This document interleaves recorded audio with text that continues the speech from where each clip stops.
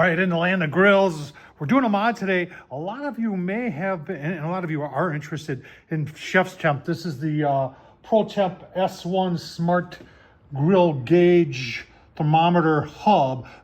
This thing does a lot of stuff. I mean, not only is it giving you the temp inside your grill, but it also links up the Wi-Fi to your phone, and you can put probes, wireless probes from ChefsTemp inside in your meat and all that, and it'll link up through here and go up to the cloud and come back down to your phone. It's just amazing technology these days and how well it works with the things we do in barbecue. But I had more than a few questions. Now, I already did a video, and I'll leave a link down below, to installing one of these in a pellet grill.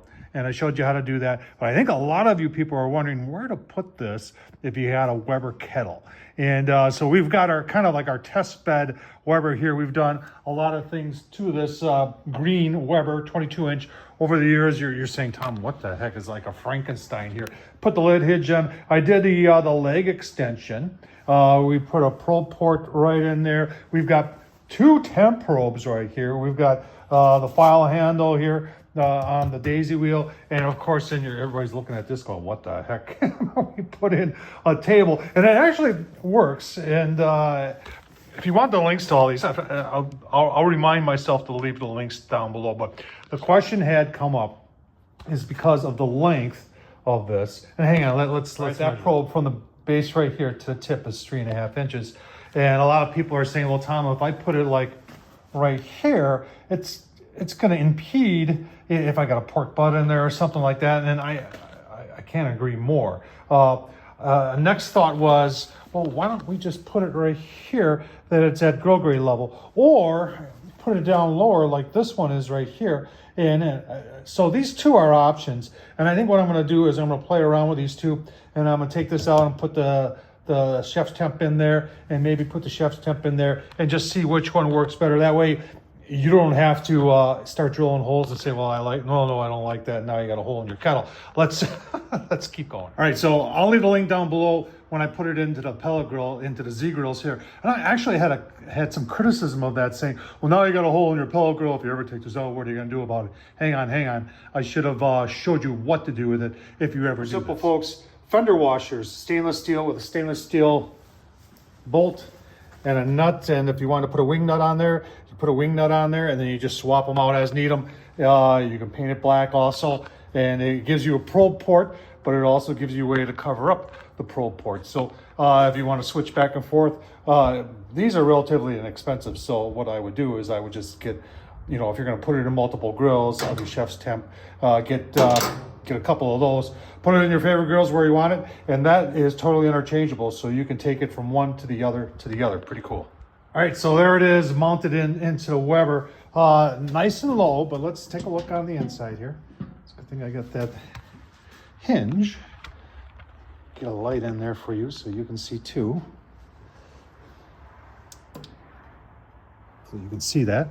So there it is right there, and we take our tape measure, and from the lip, it does come in, and you got to remember your lip sits right up here. So it comes in about 4 inches, but I'm also going to tell you that it's going to be pretty, and what I like about is that it's going to be really close to grill grade level.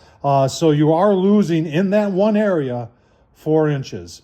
Now, is that the best place to put it? Or remember I talked to you about that probe port? Or would that be better right there?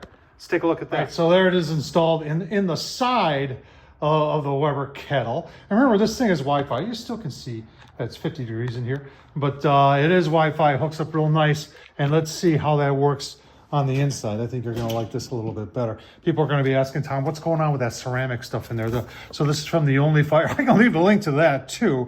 It's really cool. It turns your kettle into somewhat into a Kamado. But you can see we're just below grill grade level. Now, this Kamado thing I got in there also has an extension that takes up the grill grade a little bit. So, but I think if you're going to install it in anywhere, folks, would you put it on the lid or would you put it down there? And if you're worried about space, and obviously we're always looking for more space, I'd probably stay away from putting it on the lid.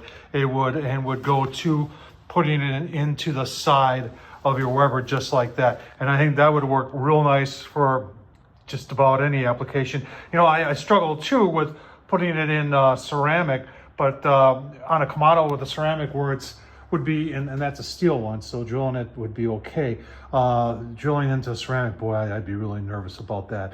You'd have to use a special bit and go real slow and keep your fingers crossed and nothing would happen. But I think putting it into the lid is not the best idea, but going in through the side so you can get it closer to grill grade level is the way to go. And that's what we did when we put it into the Z grills. We put it in through the side of the grill so it's at grill grade level. What do you think? Where would you put it if you had one of these? I think it's a pretty cool gadget, and I think it's all about installation and where you put it to get the best results. Tom Horsman at YouTube, thumbs up, leave a comment, and as always, thanks for watching, folks.